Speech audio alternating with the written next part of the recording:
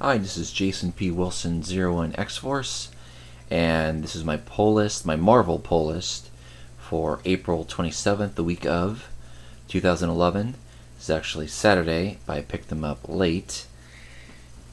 But I always have a list when I pick up my comics at my comic book store, because it's really busy there all the time.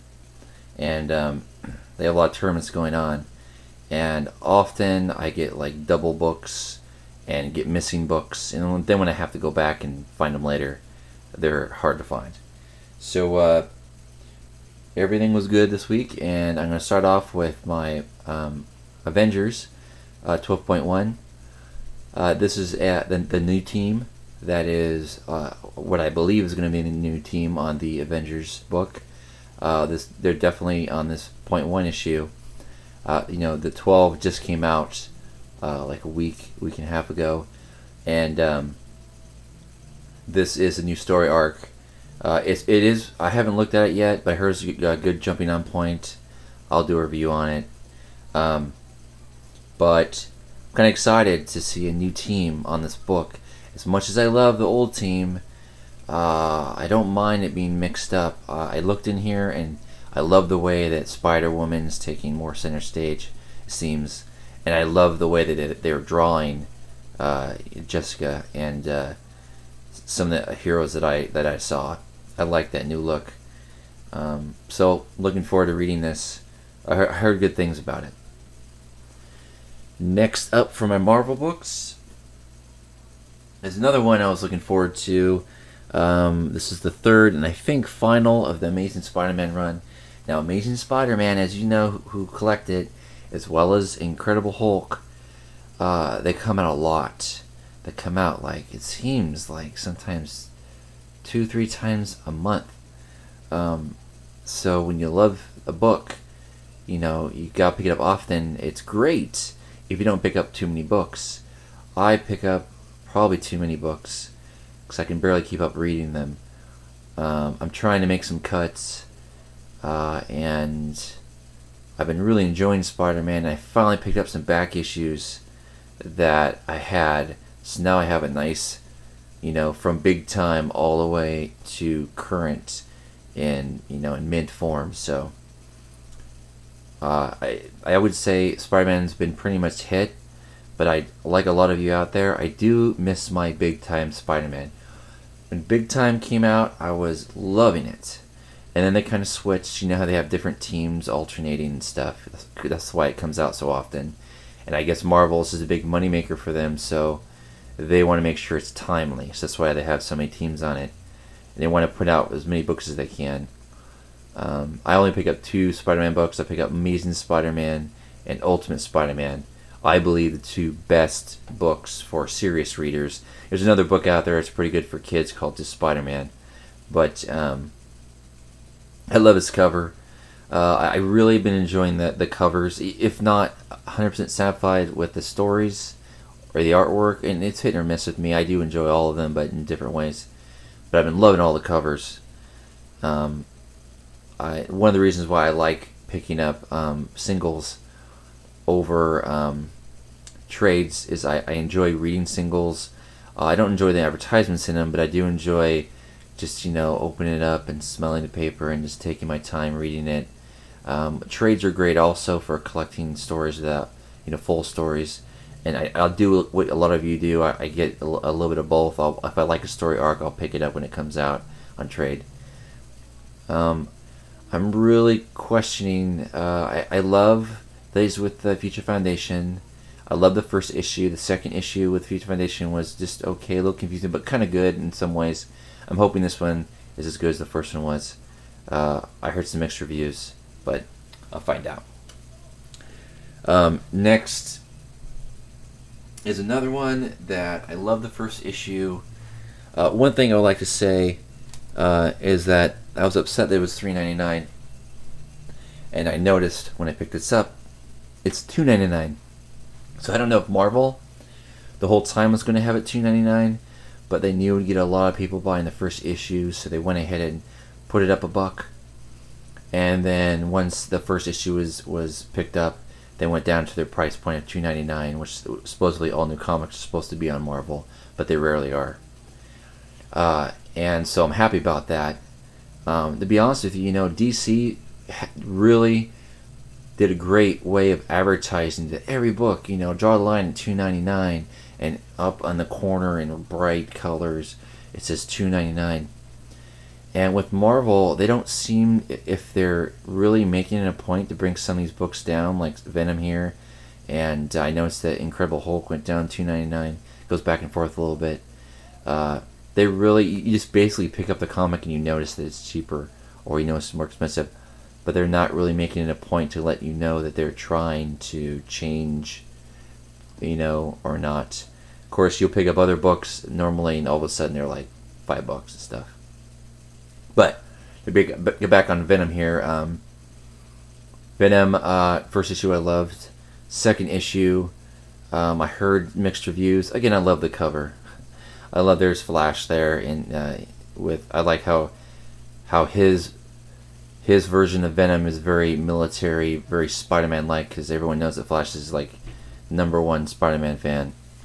And now that he is like Spider-Man, he's Venom.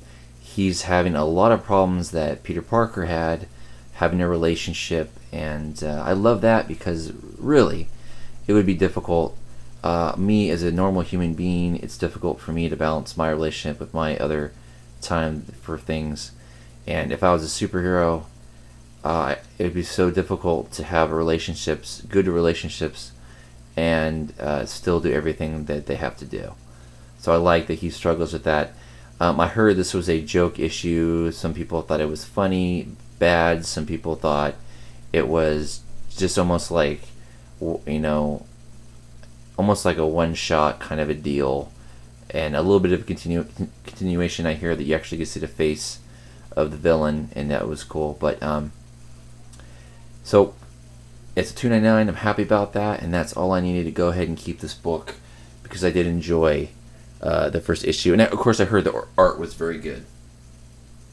Next up was it's Daken number 8. No, I don't have any other Daken issues, but this is the one that did a crossover with my X-23. So it was X-23, then Daken, then X-23. And I noticed I had X-23 part 1, and then I picked up part 3, and I was like, part 2 is Daken, but couldn't find it. But I did find it today. I was very happy about that. So now I have the full crossover. It's the one thing I like, crossovers, because I can experience other books, but then you gotta find them or make sure you have a point to pick them up. Next is the third part of the book that I do get every month, and that is X-23. And I read the first issue, haven't read these two yet. I kind of enjoyed, it makes sense that X-23 and Dark Wolverine, the two kids, if you will, of Wolverine, they're so different, and it makes you think what their relationship would be. Would they even see each other as brother and sister, or would they see each other as threats? Obviously, X-23 is the hero, and Dark Wolverine is the villain, but there are plenty of gray lines between both the characters. They could easily meet in the middle. So it's really cool they finally had a crossover with them. I would like to read Dark Wolverine from the beginning, so I think I might try and do that. Next up is the other book that comes out all the time, and that's a good thing and a bad thing, and that is Incredible Hulk. I really liked the last issue, which was the first of this run, which concentrates on Bruce Banner and Incredible Hulk, obviously, it's him, and his estranged wife, if you will, Betty, who is also the Red She-Hulk. And this is really concentrating on them. The first one was really cool. The art was good. The story was interesting. It was really a different setting, and it made sense. At first, with the cover, I thought, what? That really doesn't fit their characters. I am interested to read them out of context, but I thought, interesting how they're going to do this. And it did make sense. It made sense enough why they would have a picture of a tuxedo, Hulk in a tuxedo and stuff. James Bond-ish type thing. So I'm curious of how they're going to continue that. And it came out quite quickly. And cool cover. Awesome cover. Next up is number 2, A Future Foundation. I love the first one. This one also dropped to $2.99. I think the first one was $3.99. So again, I was like, did Marvel do that? Is it going to stay at $2.99? They just want an extra buck for the first one? I don't know. They're not really straightforward with that. But I was very happy about that. And even though I heard some mixed reviews on this, FF is good with me so far. Next up is a book that I added recently. This is my 3rd issue. I started with the .1 issue, Captain America. I always loved Captain America. He's always one of my favorite characters. Haven't read a single book.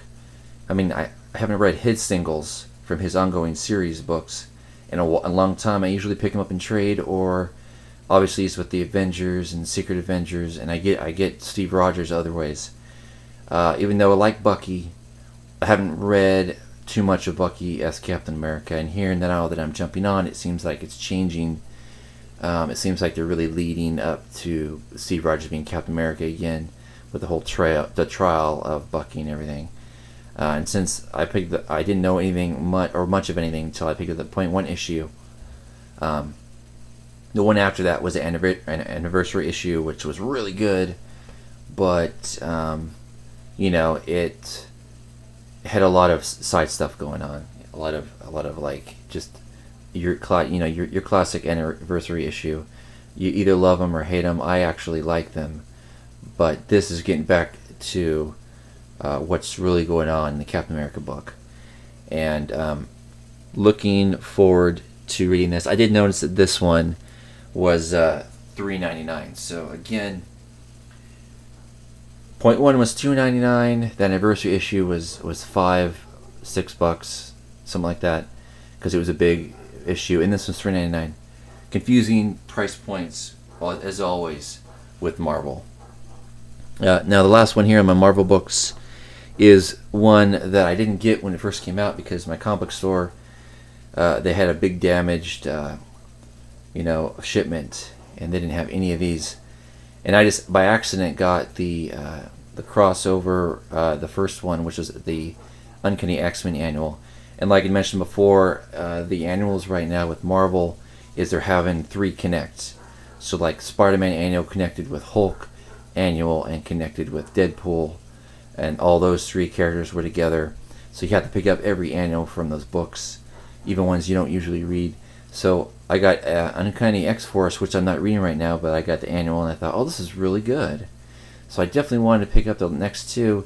I had a difficult time finding this one. I finally did, and it was the last one. It wasn't even in my saver. It just happened to see it on the shelf, and I snagged it. It wasn't. I've obviously had a little bit of, marks on it from being the last one, people picking it up and stuff. But it wasn't a case, just a little bit of creases. But I'm cool with that. So I want to read the story, and I'm glad that I got it.